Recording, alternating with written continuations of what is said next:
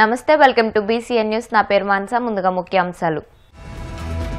విజయవాడలో దత్తక్షేత్రనాథ్ యాత్ర ప్రారంభోత్సవ కార్యక్రమంలో పాల్గొన్న సీఎం చంద్రబాబు విజన్ 2047 పై వెనకడుగేసే ప్రసక్తే లేదని స్పష్టం.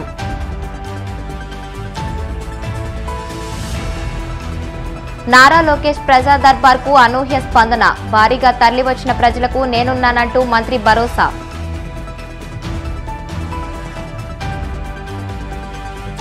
వైసీపీ హయాంలో ఫోన్లో మాట్లాడేందుకు కూడా ప్రజలు భయపడేవారు. రాష్ట్రంలో కూటమి ప్రభుత్వం రాగానే ప్రజలు స్వేచ్ఛను అనుభవిస్తున్నారన్న ఎమ్మెల్యే యార్లగడ్డ.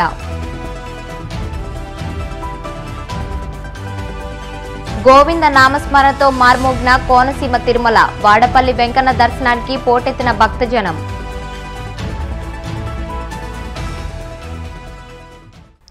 విజయవాడ పటమటలోని దత్తపీఠాన్ని సీఎం చంద్రబాబు సందర్శించారు. ఈ సందర్భంగా పీఠాధిపతి గణపతి సచ్చిదానంద స్వామితో చంద్రబాబు సమావేశమయ్యారు.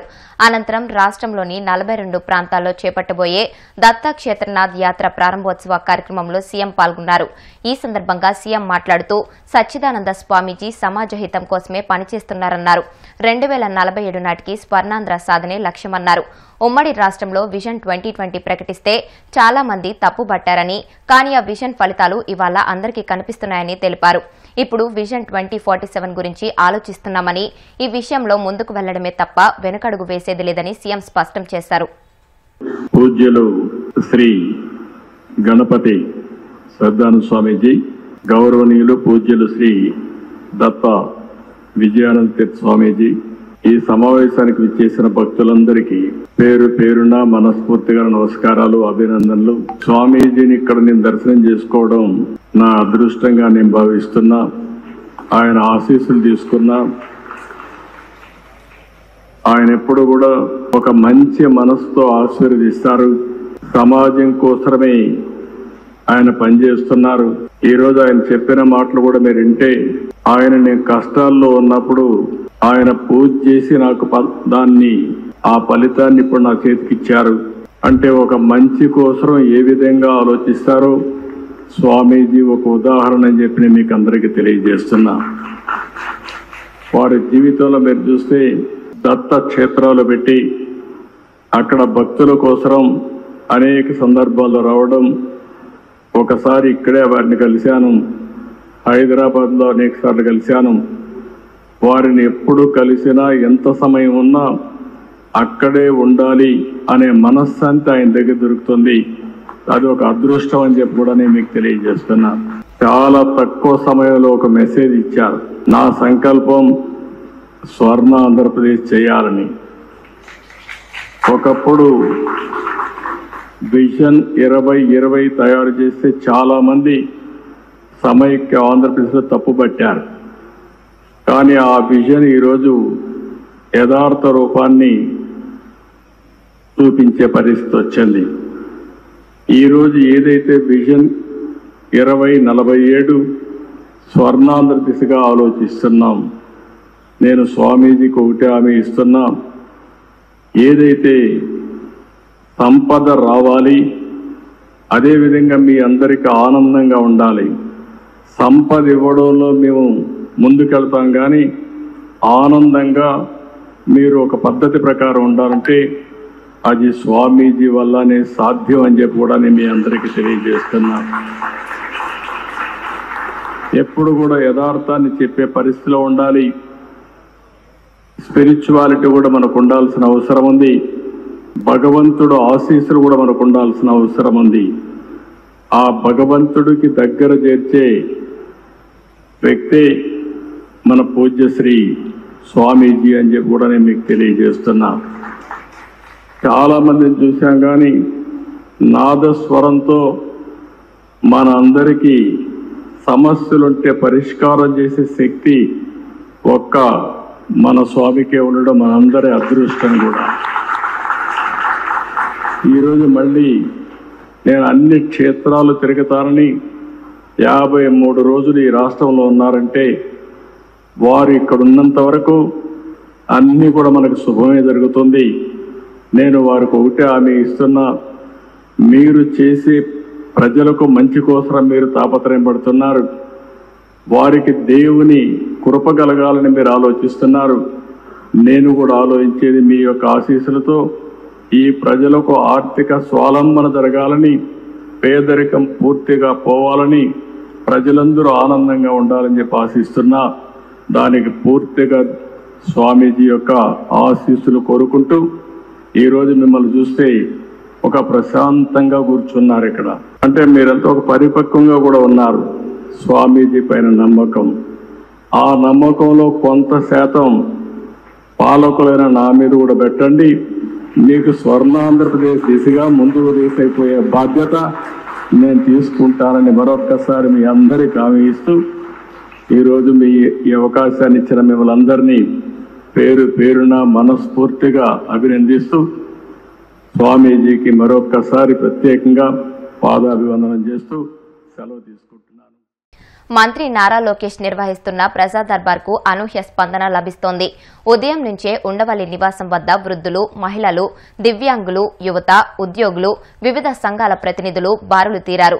లోకేష్ ప్రతి ఒక్కరి వద్ద వినతి పత్రాలు స్వీకరించి సమస్యల పరిష్కారం కోసం కృషి చేస్తానని వారికి భరోసానిచ్చారు. ఆయా సమస్యలను విభాగాల వారీగా విభజించి సంబంధిత శాఖలకు పంపాలని సిబ్బందికి ఆదేశాలు జారీ చేశారు.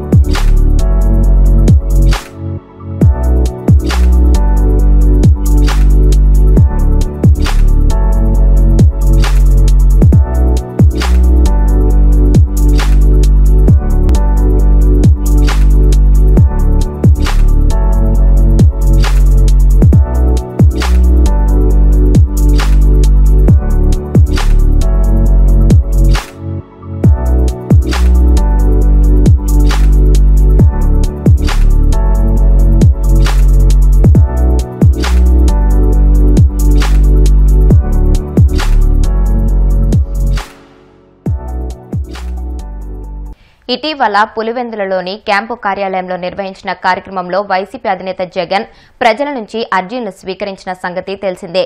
దీనిపై టీడీపీ ఎమ్మెల్యే యార్లగడ్డ వెంకట్రావు మీడియాతో మాట్లాడుతూ అర్జీలను తీసుకుని జగన్ ఏం చేస్తారని ప్రశ్నించారు.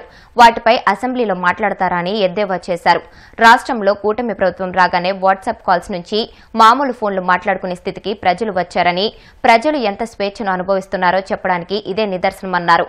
వైసీపీ హయాంలో ఫోన్లో మాట్లాడడానికి కూడా ప్రజలు భయపడేవారన్నారు. 6 నెలల పాలనలో కూటమి ప్రభుత్వం ఎంతో చేసిందని, దీనిపై చర్చించడానికి దమ్ముంటే వైసీపీ నేతలు బహిరంగ చర్చకు రావాలని సవాల్ విసిరారు.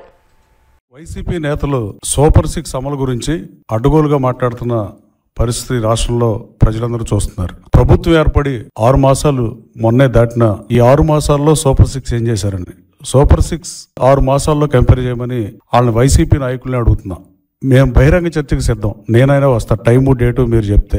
లేదు మీరు రమ్మన్నా నేను వస్తా. గతంలో నవరత్నాలు 6 నెలల్లో ఎన్ని అమలు చేశారు?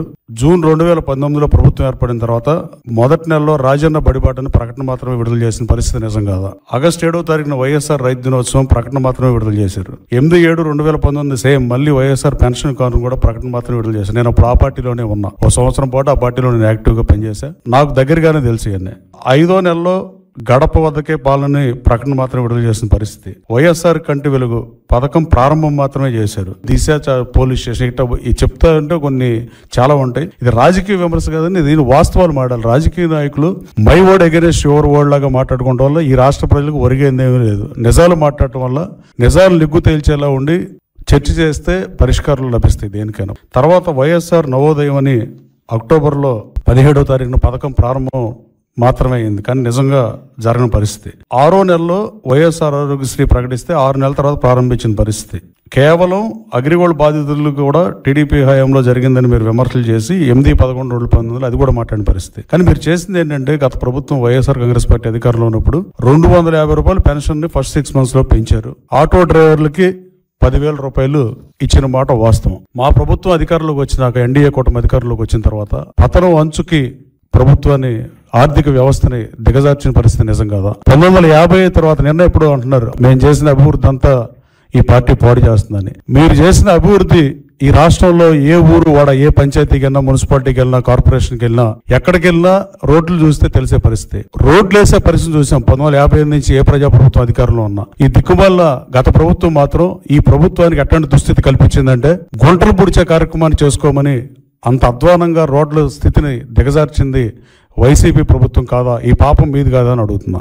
ఇంకా అభివృద్ధి ఎక్కడ చేశారు మీరు? మమ్మల్ని అడిగే ముందు మీరు ఆత్మావలోకం చేసుకోవాల్సిన అవసరం ఉంది. అత్యంత తక్కువ అభివృద్ధి చేసిన ప్రభుత్వం 1950 తర్వాత ఏదైనా ఉంటే అది వైసీపీ ప్రభుత్వమే. అత్యంత తక్కువ అభివృద్ధి చేసి మీరు పతనం ఉన్న ఆంధ్రప్రదేశ్ రాష్ట్రానికి ఇవాళ ఇన్ని వేల కోట్ల రూపాయలు పెట్టుబడులు వచ్చిన మాట నిజం కాదా? ఇవాళ దేశం మొత్తం రాష్ట్రం వైపు చూసే పరిస్థితి. అది రిలయన్స్ కానీ, TCS 10,000 ఉద్యోగాలు కానీ, లోకేష్ బాబు యోగాలంలో 20 లక్షల ఉద్యోగాలు ఇస్తానని చెప్పినప్పుడు అది అమెరికా వెళ్ళినా, ఎక్కడికి వెళ్ళినా డేటా సెంటర్లు తీసుకొద్దాం అనుకున్నా, CBRE లాంటి కంపెనీలు తీసుకొద్దాం అనుకున్నా, లోకేష్ బాబు 20 లక్షలు తన శాఖతో పాటు ఉద్యోగ ఉపాధి అవకాశాలు కల్పన యువతకు లక్ష్యంగా పనిచేస్తున్న విషయం మీకు కనపట్లేదా? ఇవాళ మల్లవల్లిలో నేను ఎలక్షన్ ముందు చెప్పా 15,000 మందికి నా గన్నవరం కాన్స్టిట్యూన్సీ లో ఉద్యోగాలు ఇప్పిపోతే రాజకీయాల్లో కొనసాగను, ఓటు అడగనని చెప్పాను. కానీ గౌరవ ముఖ్యమంత్రి గారు మన అసెంబ్లీలో విజన్ 2047 ప్రవేశపెట్టినప్పుడు 30,000 ఉద్యోగాలు మల్లవల్లిలో ఇస్తామని పరిస్థితి. వాళ్ళందరికీ మళ్ళీ 420 కంపెనీలు మళ్ళీ వచ్చే పరిస్థితి. 18 నెలల్లో రియల్ ఎస్టేట్ వ్యాపారం చేస్తున్నారు సార్ నేను గౌరవ ముఖ్యమంత్రి గారిని అడిగితే 24 నెలలు కట్టపోతే అంటే ఆయన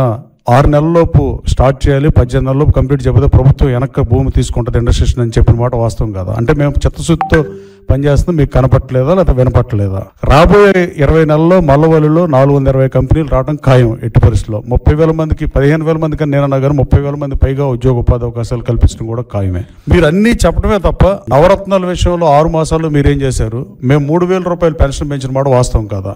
అది లబ్ధిదారులు తీసుకున్న వాళ్ళకి తెలుస్తుంది. దాంట్లో వైసీపీ వాళ్ళు కూడా ఉంటారు ప్రజల్లో. 85 లక్షల మందికి ఉచిత గ్యాస్ సిలిండర్ మేము ప్రారంభించామా లేదా? 200 పైగా అన్న క్యాంటీన్లు ఈ రాష్ట్రంలో ప్రారంభమయ్యాయా లేవా? 26 లక్షల టన్నుల ధాన్యాన్ని ఒక్కరోజు 2 రోజుల్లో మొత్తం ప్రభుత్వం కొనుగోలు చేసిన పరిస్థితి గత మీ ప్రభుత్వ హయాంలో ఎప్పుడైనా జరిగిందా? రైతుకి గిట్టుబాటు ధర సంగతి పక్క నుంచి, మద్దతు ధర పక్క నుంచి కనీసం ధాన్యం మీరు తీసుకున్నారా? పాలనని గాలి కొదిలి వ్యవస్థలను నిర్వీర్యం చేసి రోడ్లను అతలాకుతలం చేసి పరిశ్రమలను పారిపోయేటట్టు చేసి మీరేదో అభివృద్ధి చేస్తే ఆ అభివృద్ధిని ఎన్డీఏ ప్రభుత్వం సరిగా పరిపాలించట్లేదని మీరు అభియోగాలు లోపినంత మాత్రాన ఇది నిజం అవుతుంది. కోనసీమ తిరుమలగా వర్ధిల్లుతున్న వాడపల్లి శ్రీ వెంకటేశ్వర స్వామి ఆలయం భక్తులతో కిటకిటలాడుతోంది. శనివారం స్వామికి ప్రీతికరమైన రోజు సందర్భంగా ఆలయంలో ప్రత్యేక పూజలు నిర్వహించారు. స్వామివారి దర్శనానికి వచ్చిన భక్తులకు ఎలాంటి ఇబ్బందులు తలెత్తకుండా ప్రత్యేక ఏర్పాట్లు చేసినట్టు ఆలయ అధికారులు తెలిపారు. భక్తులు అధిక సంఖ్యలో హాజరై స్వామిని దర్శించుకుని మొక్కులు చెల్లించుకున్నారు.